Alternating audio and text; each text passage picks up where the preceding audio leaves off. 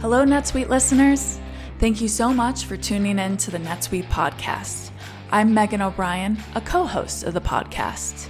Today, we're continuing our CFO Agenda series with Jonathan Weiss, CFO of Raw Sugar, a health and beauty brand selling premium hair and body products made of natural ingredients. You've probably seen their shampoos, conditioners, and other products in their signature white bottles with bamboo tops around Target, Walmart, CVS, etc. We discuss Jonathan's path to the role of the CFO. Hint, it's not necessarily what you would expect. His perspective on the future of the finance function, the company's tech stack, and some of Raw Sugar's goals over the next year. So stay tuned. You're not going to want to miss this episode. You're listening to the NetSuite podcast, where we discuss what's happening within NetSuite, why we're doing it, and where we're heading in the future. We'll dive into the details about the software and the people at NetSuite who are behind all the moving parts. We'll also feature customer growth stories, discussing the ups and downs of running a company and how one integrated system can help your business continue to scale. Hi, how are you doing today? Afternoon. This is such a treat. Thanks a lot. Yeah, well, thanks for coming on. Let's go ahead and just jump right into the questions. So, could you talk a bit about your past roles and your path to where you are now? Sure. Well, it's been a long road, but it started, I went to UCLA undergrad and had this awesome liberal arts education, and yet was also able to take about 8 to 10 accounting classes. And from that, I started out at KPMG in New York, working in the audit side. Luckily, got assigned into the manufacturing retail space. Liked it, but didn't love it, to be honest. And started kind of my journey to where I am now, because I jumped over to the consulting side and started kind of helping different partners answer different problems for large corporations. Went off to business school back at UCLA because I wanted to be back in the LA market. And then had a great, lucky opportunity when I was about 30, where two founders who had created a fashionable scrubs business long before that was the thing. And I came on kind of as a consultant and would eventually became their partner. And for 7 years, grew this into a business that really I loved and enjoyed. And for the last 20 years, I've pretty much been doing the same role of CFO, COO. Sometimes it's been for founders. Sometimes it's been for public companies like LVMH. And then for the last 8 years, it's been with different private equity firms. Oh, a liberal arts degree, taking accounting classes. You don't hear that very often. No, but it's something I advise all the people I work with, because we'll talk about this. What is the role of finance and accounting now? And especially with outshoring and big data, at the end of the day, it's a value add understanding of what the information is telling you. And I don't think that's much different than reading a great novel or seeing a movie and trying to understand what it's trying to tell you. Ooh, the communications major in me likes that. Okay. So you ended up joining Raw Sugar close to 5 years ago. Can you tell our listeners a little bit about what Raw Sugar does? Yeah, sure. Raw Sugar's been around for about 10 years. It's usually a white bottle with a bamboo top, but it was created 10 years ago by two founders, Ronnie and Donda, and they had a really unique idea, which was they thought there should be clean products in the main aisle. Now, that doesn't sound like a big idea, but back in 2014, it was. And then they wanted it to look good on your shelf and your counter and your bathroom and your kitchen.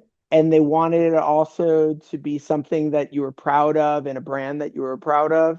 And uniquely, and we can talk about this a little later, they created a business model not out of digitally native, but out of brick and mortar. And that made them really unique, and I think was really instrumental to their success. What is Raw Sugar's mission?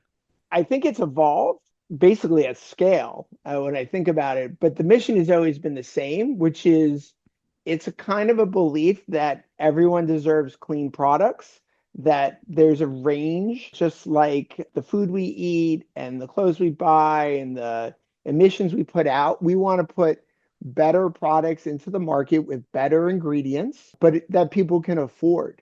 And our competitors are not the high price prestige brands. They're really Dove and Dial and now Native and Love Beauty Planet and all these other mass players that have come into the market that believe customers, consumers deserve a choice with better ingredients. Yeah, I feel like you guys were such trendsetters in that because it has become a huge movement. But I remember seeing your products around before kind of all those other players came into it. Yeah, no, and I think what's very great, what I love about our story is that's what drove the founders. And so they started out in liquid hand soap and some lotions and scrubs. Then they saw an opportunity in body wash. Then they saw an opportunity in hair. Then they saw an opportunity in kids. Then they saw an opportunity in deo. And even this summer, we launched a pet care because if we had a kids line, we thought animals deserve good ingredients too. So that's kind of where the ethos of the company comes from, is this idea that there are these categories that need changing. Well, it's funny because I'm thinking about it, I'm thinking close to 5 years ago. So you kind of started at a very COVID-y time or start of a COVID-y time. How did that go? Yeah, exactly COVID. So May 2020, and sometimes I talk about raw sugar 1.0 over raw sugar 2.0, and today we're in the third, I think, version of it. 1.0 is the Ronnie and Donda story of creating and founding the brand and making an impact, especially at Target. So 2.0, I like to think of as when I came in, I was the 11th employee, and the business was doubling because of COVID. One reason, because people needed soap. Two is we had a very domestic based manufacturing model, and we were sourcing some components from Asia, mainly tops. And Ronnie and Donda realized that COVID was going to be something massive, and they invested in componentry. And so we were on shelf and got a lot of trial by a lot of people when our competitors were out of stock. And I came along because of that dramatic increase in the first 45 days of COVID. And I've been in the LA area for a long time, and this is kind of what I don't want to say specialize in, but really this journey of professionalizing a business, of allowing founders to do what they do and to create structure around that, both financial structure, but also supply chain structure and channel structure and strategy. And so I kind of came in to help them scale this business. And so I was employee number 11, and today we're 40. So just to give you a sense of the scale of how much the business has changed since I've come along. That's amazing. Yeah, they were like, we need help ready to scale because everyone wants soap nowadays. Yeah, and just from a finance and accounting perspective, I look back, the first thing I feel like I learned in business school, I love analogies and our teams will laugh because I use them all the time, but like I think about backpacking, and to be successful, you need a great dashboard. You need to know where you're pointed and orient yourself. You need to know how fast you're moving. You need to know the resources you require to get to where you want to go. And so I've always looked at this role that I play with the partner and the founders is to help them understand that, because success creates a lot of challenges on a cash level, surprisingly, on an inventory level, on a channel conflict level, on a supply chain capacity level.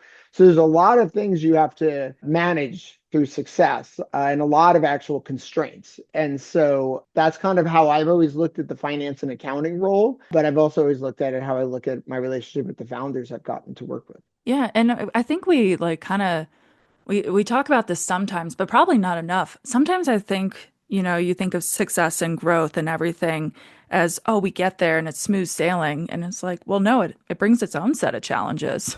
Oh no. Look, at the end of the day, people make things happen for brands. The technology platforms that you use realize that talent and give us the information that we are and where to go. But when you hit a certain scale, as the business hit in that spring of 2020, tying it in to exactly what you're saying is, I remember the first thing Ronnie said to me, he's like, I have no idea how much money we need to communicate to the bank. I don't know how much more componentry we need, how many more ingredients and componentry we require to meet the demand we're seeing. And so all of those things, and we were working at that time off of QuickBooks, getting our head around that and trying to create that narrative of what it was going to take us to continue to be successful is kind of what the role accounting and finances played then and kind of plays today. And this is probably a tough one to answer. I'm sure it changes, but if you had to kind of summarize it, what does a typical day in your shoes look like? Yeah, so it's changed a lot. The bigger the organization gets, the more competency and capacities you have. So when I started out, it was Ronnie and Donda's humility to understand they need someone like myself. And then almost immediately I started hiring people in the areas that weren't my strength, supply chain and planning, systems and IT, and eventually an accounting manager in some other areas. So today, to answer that question, my day is so different than it was 4 or 5 years ago.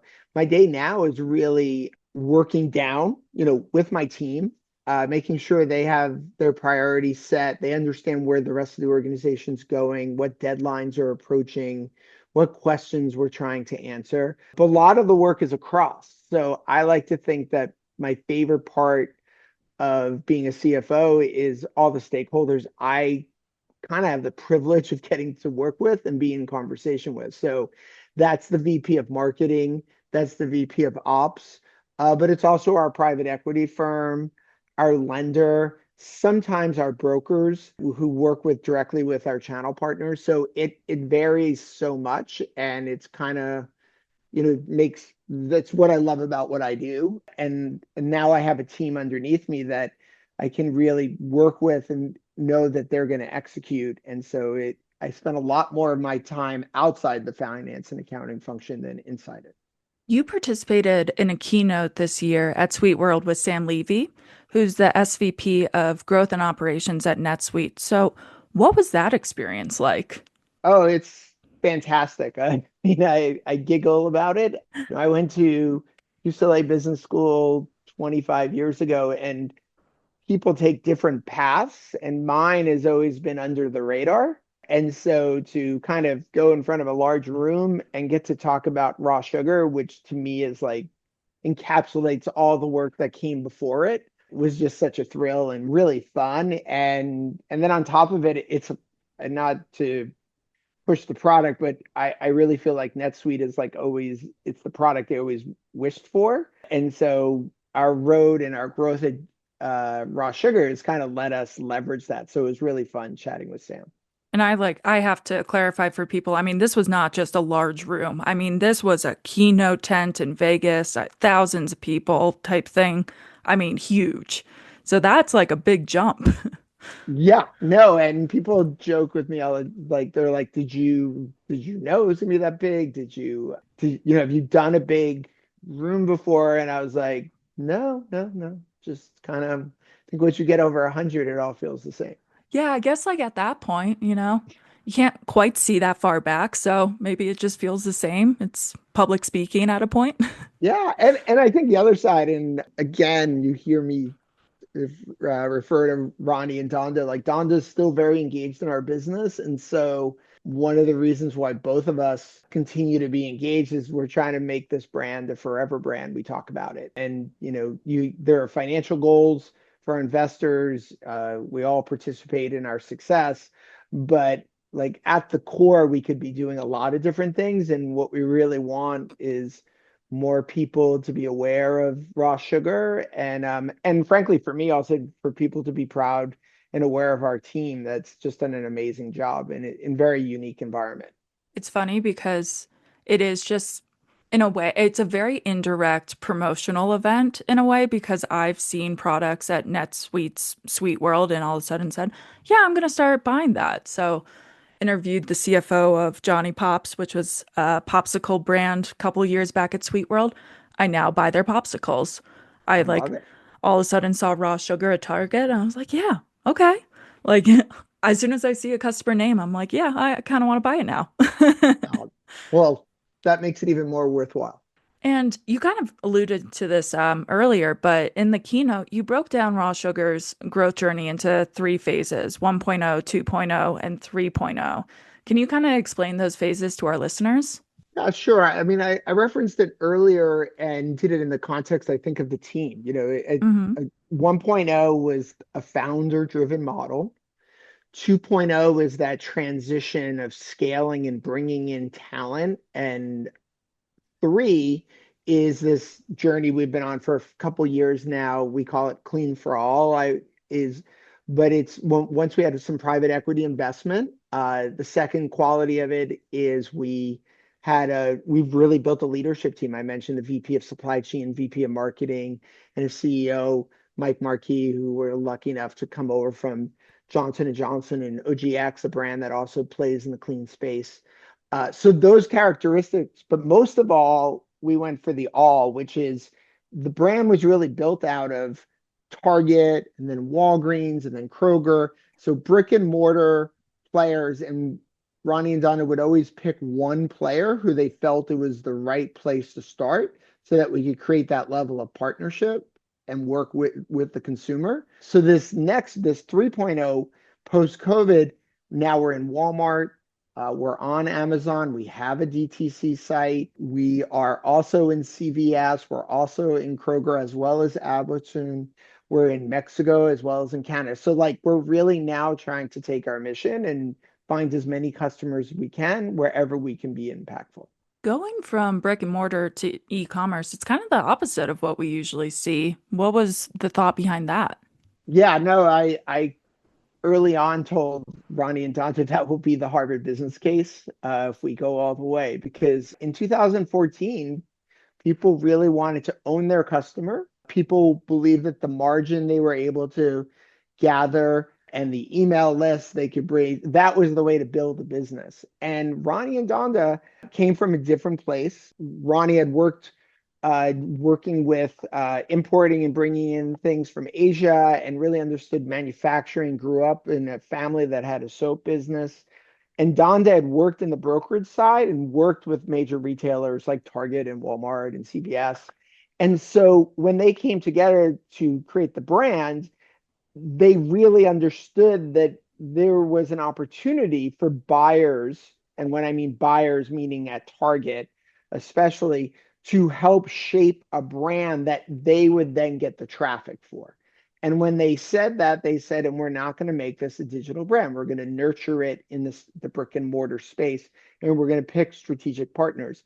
And that was both very unique, but ends up being very smart because it really created a very deep relationship with Target that went all the way through to we were brand of the year in the beauty space in 2020. And that allowed the brand to learn what the customer wanted. And there were definitely changes and evolutionary steps along the way.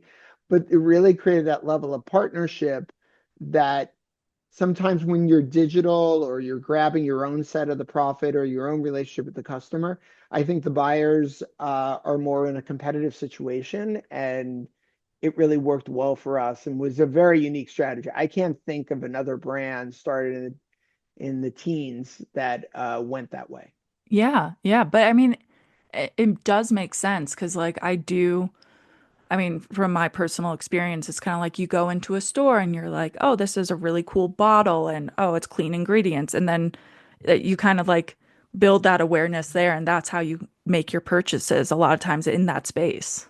Yeah, no, and I can just, from my prior experience, I worked with a brand called Ulla Henriksen that Hmm. was acquired by Louis Vuitton, and Louis Vuitton LVMH also owns Sephora. And now there's a whole division called Kendo Brands. But essentially, the concept is why should someone shop at Ulta versus Sephora? Well, one of the reasons is to create exclusive relationships with brands. And so it's not the only place that it's happening, but on the brand side, you usually really seek out and find whatever relationship you can for sales, and to be disciplined and say only the brick and mortar is really unique. Okay, today is the day that I learned that Sephora is owned by Louis Vuitton. That is true, No for idea. sure. And Wow. also an amazing place. And the mass space is very different than the prestige space. So it's that was a great 5 years. I learned a ton, and going back to my early start working in public accounting, is that's where it really paid dividends because I really wore both hats. I was part of a small organization with less than $50 million of revenue, but was reporting to a public company. And so the public accounting that I'd learned early on, mixed with the work I had done with founders to that point, kind of came together and allowed, I think, that entity to have a lot more space to grow and not kind of get consumed by a large multinational because we were able to kind of wear both hats. Yeah, that's a great mix of expertise. Super unique experience, and Hmm. really kind of joyful and a brand. I mean, one of the other great parts, I have two teenage daughters, and Ah, they really care what beauty brands I work with. I'm less beauty focused, but when you start building your career out and you start looking at these brands and seeing them on the shelf, it makes you really proud. yeah, yeah, that's amazing. So, how has Raw Sugar been using NetSuite? Honestly, in almost every way, I'm blushing because I feel like I'm selling. But I We'll would, if we take were it. at dinner with a bunch of CFOs, I'd say the same thing. I'd worked with Sage, I've worked in QuickBooks environments, I've worked in SAP environments, SAP One especially, and NetSuite for us is the center of the wheel. Like we literally have a person who's not an IT expert, but who came in from an ops department of another beauty brand to literally help us implement NetSuite and then connect NetSuite to all of our business value opportunities. And it's a relationship. So just to think about it, to give you a context, the way we use NetSuite, we use NetSuite to connect. So we have 3PLs and warehouses. We have EDI coming in for all these retailers for our orders, but also for our payment notifications and our own shipping notifications. We also have planning and budgeting we need to do. So we use NetSuite planning and budgeting to do more of our forecasting and some of our demand planning. But then we also use a tool called ITPM, which is trade promotions, which is a really big part of being a mass brand, and all the discounts people see, buy one get one frees and markdowns and all those things that happen that take the price down. Well, those getting charged back to the brand, and us being able to track those programs and those promotions and understand the financial obligation and the accruals necessary are just different ways we were able to use NetSuite to keep track of our business. Why is having a strong tech stack so important specifically for Raw Sugar? Well, I think it's important for everyone. If you go back Hmm. to the backpacker analogy and what I learned in business school, know where you are in order to know where you're going. Well, now it's exponentially more challenging. The marginal cost for new data is so small. We can get POS information, we can get all of our information from NetSuite, but you have to have the right tech stack to interpret that information. We use NetSuite planning and budgeting as a reporting tool so we can really understand our different channels. So our profitability for Target and Walmart are very different than drug. Then they're very different than our digital channels, and never mind our distribution relationships in international. So having the right tools allows us to do what's fundamentally, and I probably should have said this earlier, but my big joy, but also fundamental belief, it's frankly why I like doing podcasts and things like that, is I think CFOs, and this goes back to the first partner I worked for, KPMG, who said this to me in the 90s, is they're scarcity driven, that they're basically playing a role of finger waggers and counting and scorekeepers. And what they actually are sitting on a treasure trove of value and information that can drive decision making throughout an organization. And so I try to articulate to everyone in our team, but also cross functionally across our management team, is we want finance and accounting to be an informational source to drive value driven opportunity cost decisions. We want to have the best information we can to make better decision in a timely fashion. And that puts you on the front foot and not the back foot. It's not just a reporting package we're trying to do here. We're actually That's a very small amount of what we're trying to do. What we're really trying to do is inform better decision making. And so coupling NetSuite with other tools like data we get for our point of sale information, data we get from our factories, data we get from Shopify, as an example, and Amazon, being able to bridge all that data and bring it together, NetSuite allows us to do it. And then we're able to create information for the organization. Oh man, that is just kind of so spot on to themes that we've been touching on recently. This idea of the CFO being a very strategic business partner and driving value within the organization, not kind of like, not as much the back office, we're going to report the numbers after they've happened, you know? And it's Yeah. just kind of interesting to see that transition. And this person said this to me in 1995. So Yeah. just to give you a context of, how meaningful that, and if you tie that to then my liberal arts education, it's why I kind of, to me, the accounting and is really just learning a foreign language. It's learning a way to articulate what's happening and to communicate across the organization. The real value add is the decision-making process and trying to help marketing and the CEO and our investors and our lenders sometimes understand the trajectory of our business and where there's profit, where there's investment, and that's really just again that's what NetSuite does for us without question, and it does it with more and more low cost data that needs to be transformed into high value information. A big theme at Sweet World was, very unsurprisingly, AI. As the technology advances, where do you see it having the most potential for raw sugar? I went to Sweet World last year and I wasn't that excited about AI. I came back and I spoke to a bunch of different stakeholders for our business, and I said, it's not really there yet. Hmm. This year at Sweet World, I could really see it. I could see it with some of the applications that seem obvious to me, like exception management, automated coding, a credit card bill someone walked me through, um, impacting your cash flow. I mean, within NetSuite, you've got your AR, you've got your AP, you've got your order history. You can upload a demand plan. You should be able to do quality cash flow forecasting, and I think that appears to me to be on the horizon. The areas that are next level that I think NetSuite's going to arrive at sooner than later, but where it will really impact our business, I think, is demand planning is a great example. And the reason is because AI can you're really talking about very large data sets now for a lot of different sources.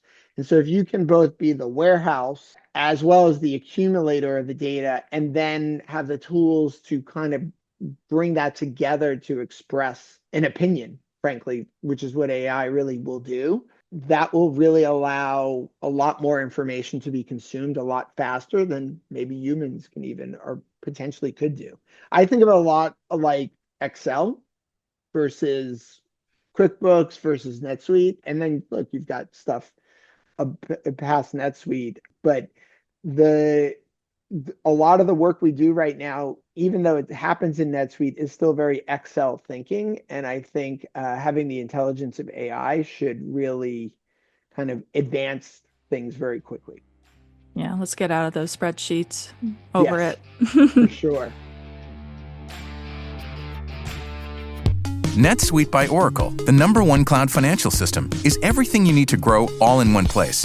Financials, inventory, HR, and more. Make better decisions faster so you can do more and spend less. See how at netsuite.com/pod. Well, this leads in pretty well to our next question. What do you think the future of the finance function will look like? Yeah, it starts with what I've always believed in and was lucky enough to get taught and introduced to, which is finance and accounting need to be always on the cutting edge of being a value add partner. And, partner internally, partner regulatory wise, but also external stakeholders and all the decisions need to make. So anything that brings that level of thought and decision-making ability is critical. And when I'm interviewing, I can teach someone how to take their prior knowledge and then apply it to Raw Sugar's business. I can't teach them how to think. Like that's just unrealistic.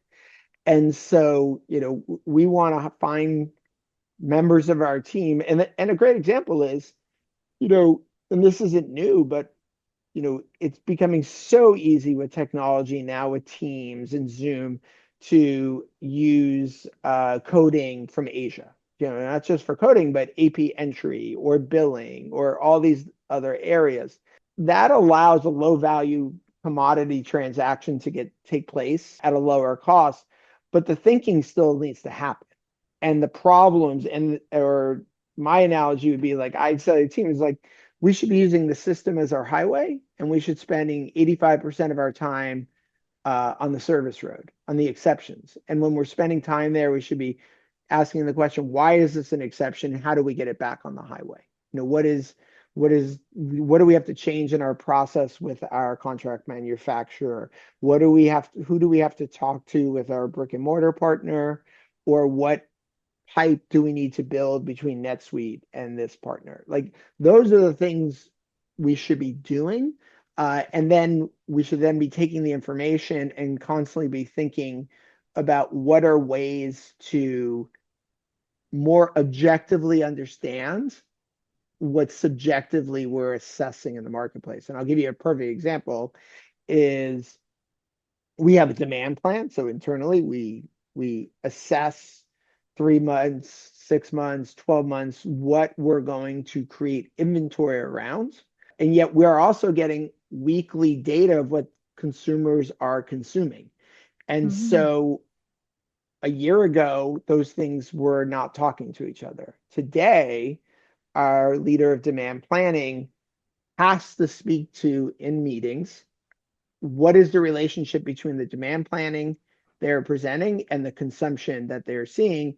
And we're able to do that in a data structure that it's no extra work for them. It's really just telling them how those two different data sets are talking to each other. So it's a perfect example. You didn't need AI to do that, but putting an objective lens, now we can understand how what we're going to put our dollars into our demand plan relates to what the consumer is telling us. Because it used to just be the retailer told you that information, and they're really not accountable for it. And so they have an interest in telling you a big number to make sure you have inventory on hand, but then they're not accountable for it, and they're not necessarily going to buy off of that. And they also might have not as strong of a demand planning team on their side. So us being able to tie our plans to what the consumer is telling us, well, that's really interesting. And there's all kinds of more product development and marketing questions that also reside in that data, because that we're also running promotions at those times. So what kind of lifts are we getting? That's data. Those are answered to, but there are also different fragrances we use and how they're being reacted to, how seasonal they are.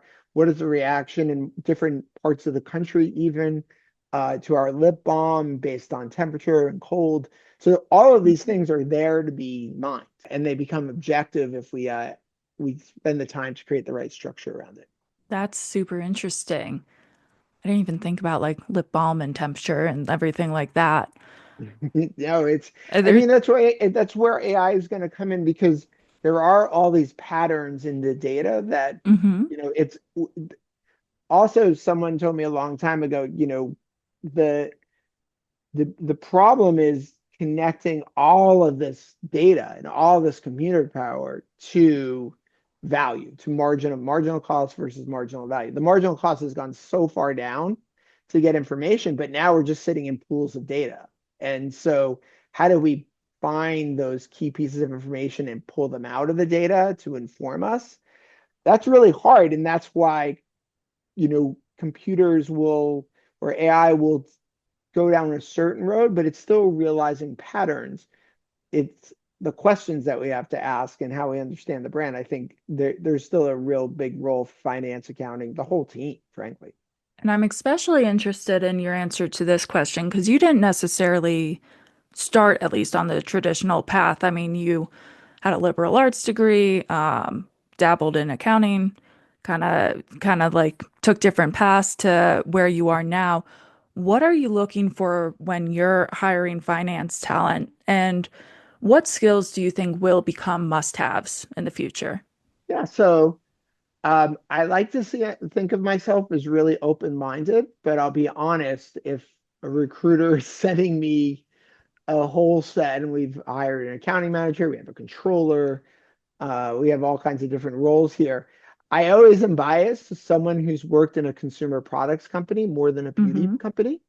Uh, Ah. and that's because just from my time in accounting as well as my time as a CFO, there are so many different types of accounting out there. You've got financial services, you've got not-for-profits. And so to have really good information, understanding of inventory and the relationship, the revenue, the receivables, the deductions, the promotions, things like that in our space. It doesn't have to be beauty. It could be anyone who's selling to brick and mortar and has inventory. That's the first thing I usually ask for. Mm-hmm. It's not a if the recruiter says, I'm telling you, you should go meet this person, I would always take the meeting. But that's the first thing, if I were to be honest. I think the second and third are really kind of the secret of raw sugar, and it makes me giggle having been here at 11 and Ronnie and Don there, wanting to make sure their culture continued. And now we're at 40 and we feel like how do we continue the culture is I think there are two qualities of a raw sugar employee. The first, which is so fun to work with, is I want to see that someone run towards the fire, that they're like a fireman, Mm-hmm. that they feel something's happening in the business and they want to go towards it, not away from it. And it's very measurable and very easy to see in an interview. And when you have that, now you're open for business. And then the flip side of that is are they friendly and curious? And the way we as a leadership team think about that is how do we create a no blame culture? How do we make people feel really safe? Like really feel like when an order is missed or a fill rate goes down, that doesn't mean the operations team did anything wrong. It might go all the way back up to product development, but it might go all the way up to an executive who didn't make a decision early enough and the timelines started to slip because of indecision, which led to a holiday order not being ready to ship when it's got a very short window in the marketplace. So how you do that is really challenging, but you can also see it and talk to people about the different partners they've worked with, the different relationships they've built in the workplace, how much they value those relationships. Those are people aren't going to change like qualities like that. And when you understand they have those, then you kind of look for the functional skills. And I wouldn't put any, obviously, prior accounting and finance is important, obviously, or maybe not obviously, but unique experiences that the team don't have that are complementary. I worked for a long time ago on a farm, and Oh. on the farm, I worked there for 6 months in college, and there was a period of time where my boss was 8 years old, and I remember talking about it in one of my first interviews, and the message I got from that was like, the person who knows knows, and everyone's got a job to do here, and everyone should be an expert at something and better than everyone else at something. And when you see that level of excellence in someone that they can really take something and own it, and it could be the copy machine, it could be their desire to be available and to do what the brand needs or to travel.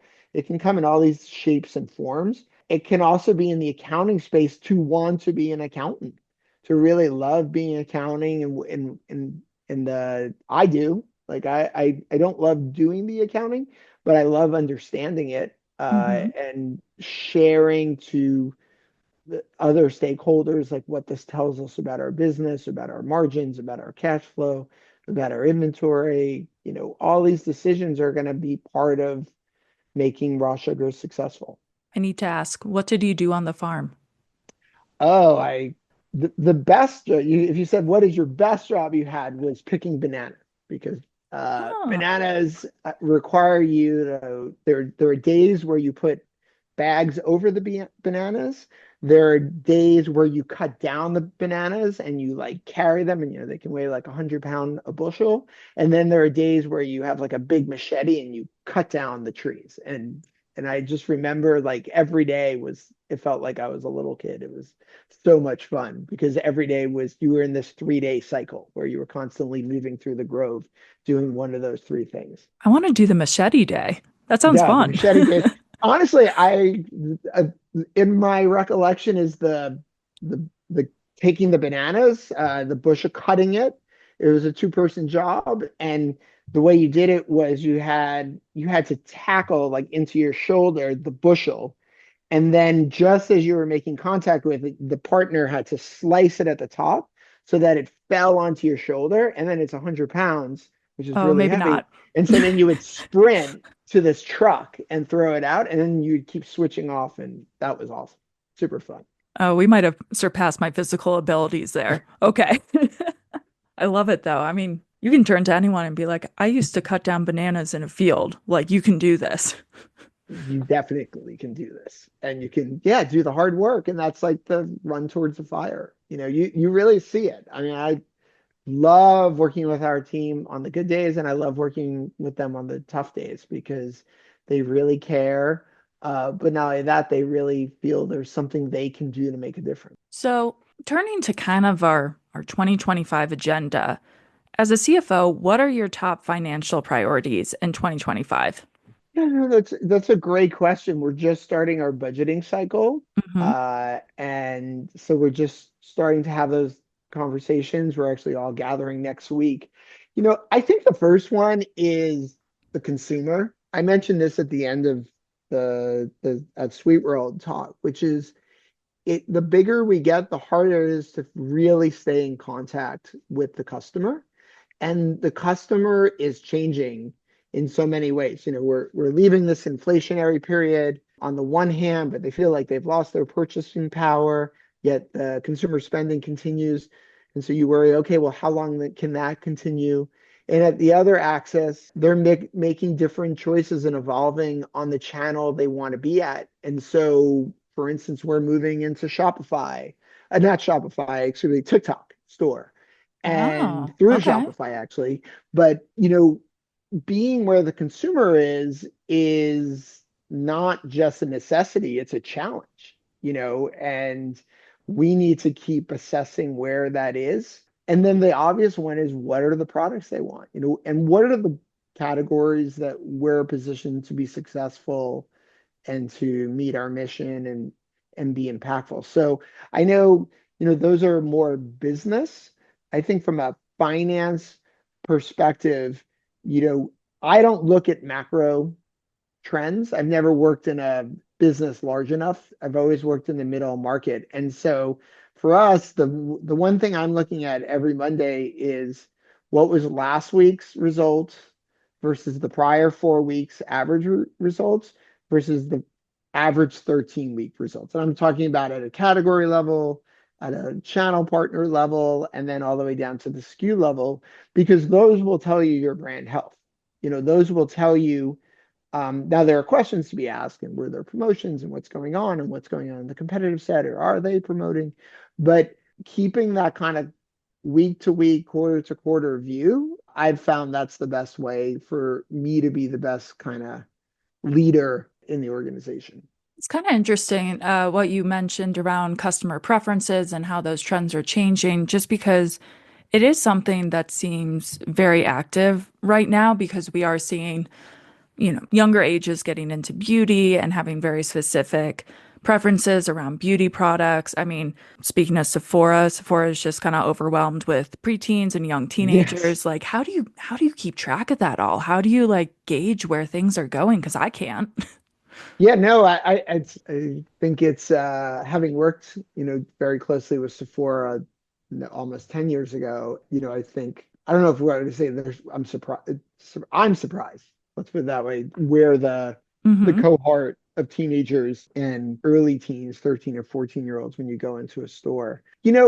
One of the things that's a joy of my job, frankly, is I get to attend any meeting I want to attend because I believe it'll help inform me in doing my job. And so a lot of what I do is sit in with product development, sit in with the marketing team.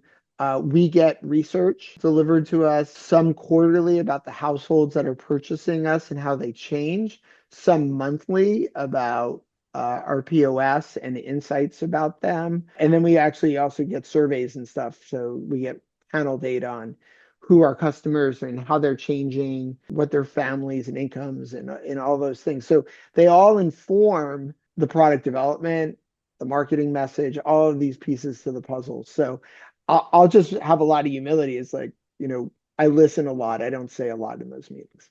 One thing we keep hearing about, this ties perfectly into it. I kind of how we've been saying the CFO is evolving to become that strategic business partner and like collaborating across departments, attending different meetings, working to understand the whole business.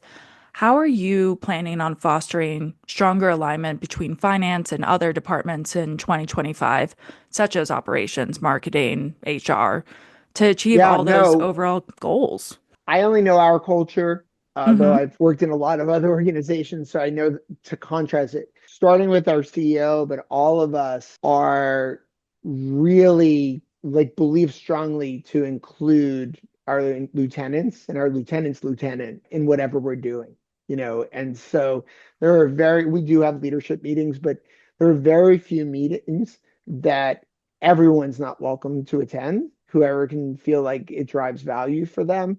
And not only that, from a travel perspective, for within my purview, our conversations with our lenders, our controller drives a lot more of that conversation. And I encourage him to have our accounting manager on it because I'll listen and I'll highlight parts of the business I think are appropriate. But one of the ways you get people to move up the ladder is to expose them. I was very lucky, I think, partly because of some of the choices I make and partly because people leaving. But I got exposed to a lot of things really early in my career, had the opportunity to make mistakes, survive them, move forward. But that exposure is how people grow. And as we look to the year ahead, are there any challenges or risks that you're anticipating? Oh yeah. No, I think the number one, we've gotten big enough that people notice us, and that means our competitors too. And so we have different parts of our business that are very successful, but it doesn't take a lot for a Unilever or Procter and Gamble to make a big wave, come through with a big boat and decide this is an area we want to have an impact in, and we're going to look over multiple year horizon and kind of take share. And so I think that's always the fear in the consumer space. But then the same is in the one you have even less control of is consumer preferences. And Hmm. are you connected to what the consumer is looking for? Now, like I said, our job, like in the finance and accounting place, is to make sure in a timely fashion we're gaining the insights we need to, as best as we can, understand that information. And so I think that's the way I think about it is how quick we can turn information, how consumable can it be. A lot of it is now on a dashboard. That's something that anyone can refresh, or it's a dashboard that highlights the key decision makers, the areas that they're focused on. Like that's what we talk a lot about. How do we create those moments where people with busy lives from the CEO all the way down across the organization, sales, marketing, ops, how do we give them the information in a timely manner, in a consumable way that can just help them create better decisions for us? Yeah, making SparkNote versions of data. Yep, for sure. What role do you see technology and automation playing in the finance department in 2025? I think there are things that are in the multinational world that as technology, just like in our homes, things that start in the office make it into our homes are now really accessible in the middle market. And so, things like scans, invoice scanning, I think that's something that seems obvious to someone at a multinational corporation, but a middle market company has struggled to find a way to implement that technology and to get the return on their investment. You look at places like Concur Travel Expense and all these things. They make a lot of sense when you're a very large organization, but the implementation costs have come down so much. I think the cloud, making not everything client based, but basically cloud based and is more of a service provider. All of these areas, it's one of the things I think why NetSuite's not only a great product, but it's a great pricing model, especially for private equity. You don't have to look at it and go, oh my God, it's going to take a year to implement, and we're going to have to turn over our business processes and we're going to have to write $1 million check. Like that's really hard for a private equity firm that wants to do a 5-year investment. It's really hard to do the math. But if you can get into NetSuite in 4 to 6 months and it's an annual fee and a one-time cost to get in, it becomes a lot more interesting. And I think that functionality, look, my hope, but also expectation of NetSuite is they keep shrinking where the enterprise software is, where those technologies are, and making them super accessible and easy for smaller organizations, smaller teams to use. And that's my hope, my wish, and I see it happening. So I'm very happy with the platform that we're on. And looking at your current finance team, do you have any plans to upskill or reskill them kind of in the next year as, like we talked about, the finance function sort of shifts? I don't think so. One of the things I'm Mhm. really proud of, and in budget season, I always bring it up, is we have the same number of heads as we did in, I think, 2021. Oh, wow. So we've gone through this growth. We've shifted around talent and people have left and all these things, but from a headcount. And so, my hope or my North Star is development and technology together can make us headcount neutral, no matter how big we get. That's the goal. And I think that'll be, how the baseline assumption as we approach 2025 and every year ahead. Now, that also means we have to invest in training, we have to invest in technology, we have to make different types of investment. But what that really does is it creates an amazing place to work because people have an opportunity to grow and not just get stagnant in the position they're in. So that's kind of the North Star for me. And it doesn't always fall out that way, but for us, it's been that way for a while. I like that term, headcount neutral. I feel like we could build like an advertising campaign around that. Yeah, I hear you. All right. Well, speaking of technology plans, any plans on the docket for the next year? Any new financial technologies, building out existing capabilities? We just had this conversation 2 weeks ago. Ooh, timely. Someone who works with me, Jim and I, and my message was, we've done such a great job of implementing technologies to meet the needs of the business. I'm much more interested in maximizing over the next year than Mm-hmm. implementing new things. We just finished our first really 12 months on a trade promotion tool, and it has so much more potential to drive decision making. So I said, look, let's focus on that. We use Power BI right now as a data warehouse, and how do we create more information flowing quicker? NetSuite planning and budgeting, we implemented fourth quarter of last year. Every quarter, we're evolving and now we're having a larger conversation within the demand planning function. So we have these robust tools. I want to make sure we're evolving rather than moving on to the next great thing. And you kind of touched on this with keeping up with customer preferences, kind of beating out the competition a little, but does Raw Sugar have, as a company, have any overarching objectives going into 2025 outside of that? I think that's part of what we're doing next week. We're always from a product development perspective, from a channel, where we sell, those are over 1 year cycles. In Mm-hmm. product development, it can be as much as a 3 year cycle in your funnel. I think our brand and the awareness of our brand and how we acquire new customers and how we get them to have experiences with our brands and have those, and then potentially even going cross categories, because we are uniquely across a lot of categories. Those are kind of the challenges that we face now as we kind of are in more places and trying to find new audiences geographically across the country, sometimes in other countries. There's a lot of people who don't know about raw sugar, and that's a big challenge for us.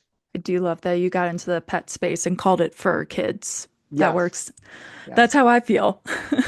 And that's how Donna, who brought up the idea to us about a year ago. A lot, not everyone, but a lot of people have dogs. We're going to Mm-hmm. be doing an awesome thing.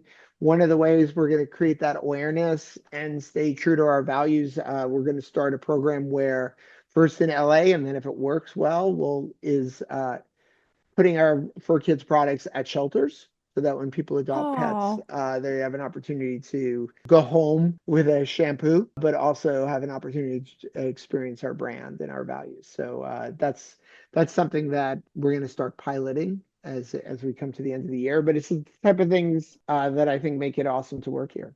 We do really good stuff. We also work with a group for Water for People. Water is our number one ingredient. So we help dig mm. wells in places that don't have enough access to water. And then we work with an organization called Eco Soap. I would recommend any business person look it up. It's got an amazing founder who created this business model of collecting used soap bars from hotels, melting them down to then create new soap bars, and employing disadvantaged people in Southeast Asia and Africa. And now does it at a very large scale, partnering with Procter and Gamble and other multinationals with their excess. So we work with some really cool organizations, and it's important that we make a difference. Yeah, and for our listeners, the website is rawsugarliving.com, and I'll put the link in the show notes, but it's just a really cool website, kind of demonstrates some of the stuff you're doing and just really interesting. I was going through it researching for this podcast, and it was just I was very engaged. Like, it's just a lot of really cool initiatives that you're doing. Thank you. Yeah, no, this is the most proud I've ever been of working any place, and for a brand, for a team, and then, the impact we have. And there's so much more for us to do. So it's fun to share our story, and it's fun to share my perspective on being a CFO. Well, to wrap things up, I mean, a lot of our listeners kind of come on to hear a lot about how business leaders get to where they are, their experience, their advice, different tips that they have. So, as we close out, are there any final thoughts or takeaways that you want to leave our listeners with? Yeah, I mean, I'll end where we started, which is, we talked about going to UCLA and taking a bunch of liberal arts classes and just enough accounting to sit for the CPA exam. And, I think being unique in the accounting and finance space, but to also bring a point of view and the skills to find your own point of view makes you really valuable. And people notice, leadership notices the person who's paying attention to the data and not just kicking it out.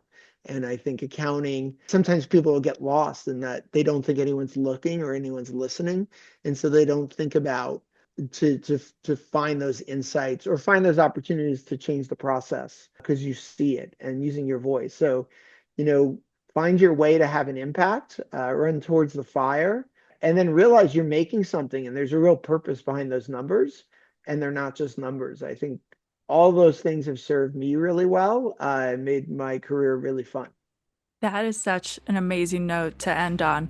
Thank you so much for taking the time, Jonathan. Oh, this was really fun. Thank you.